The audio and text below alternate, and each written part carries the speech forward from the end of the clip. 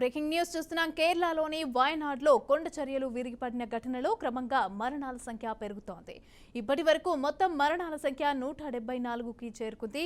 ఇంకా 225 మంది గల్లంతయ్యారు. ఇక సైనిక సిబ్బంది సెర్చ్ అండ్ రెస్క్యూ కార్యకలాపాలను కూడా ముమ్మరం చేశారు. సైన్యం ఇప్పటి వరకు 89 మృతదేహాలను వెలికితీయగా ఇక దాదాపు 1000 మందిని రక్షించినట్లుగా అధికారులు తెలిపారు. రెండో రోజు జరుగుతున్న ఆపరేషన్లో అదనంగా సిబ్బందిని మోహరించారు. తిరువనంతపురం, బెంగళూరు నుంచి రోడ్డు అలాగే వాయు మార్గంలో వారిని కాలికట్కు తరలించినట్లుగా రక్షణ ప్రకటన తెలిపింది. ഇതിന്റെ ഈ വീടിന്റെ കങ്ങേ ഭാഗത്തു കൂടെയാണ് പുഴ പോകുന്നത്. രക്ഷാപ്രവർത്തനമാണ് സജീവമായിട്ട് നടക്കുന്നത്.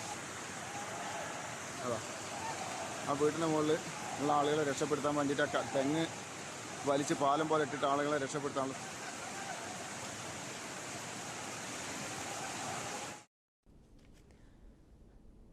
ముండెక్కై గ్రామంలో ధ్వంసమైన ఇళ్లల్లో మృతదేహాలు భయంకరంగా ఉన్నాయి. ఇక శిథిలాల కింద వందలాది మంది చిక్కుకున్నారు.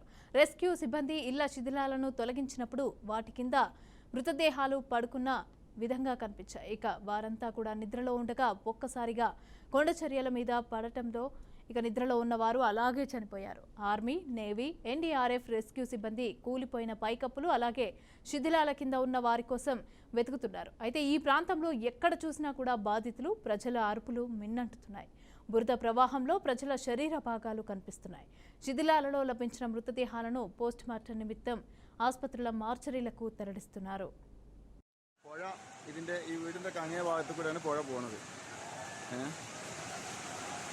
രക്ഷാപ്രവർത്തനമാണ് സജീവമായിട്ട് നടക്കുന്നത്.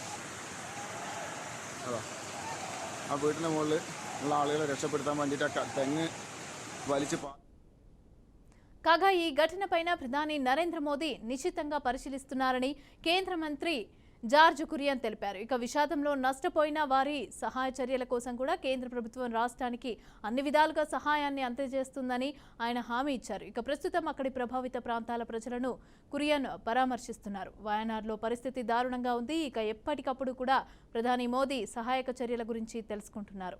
ఇక్కడి ప్రాంతాలను సందర్శించడానికి నన్ను నియమించారని చెప్పారు. തെങ്ങ് വലിച്ച് പാലം പോലെ ഇട്ടിട്ട് ആളുകളെ രക്ഷപ്പെടുത്താനുള്ള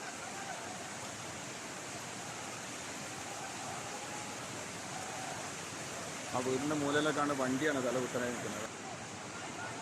പ്രയാസപ്പെടുത്തുന്ന കാഴ്ചകളാണ്. ഒരുപാട് വീടുകൾ. പുഴ ഇതിൻ്റെ ഈ വീടിൻ്റെ കങ്ങേ ഭാഗത്തു കൂടെയാണ് പുഴ പോകുന്നത്.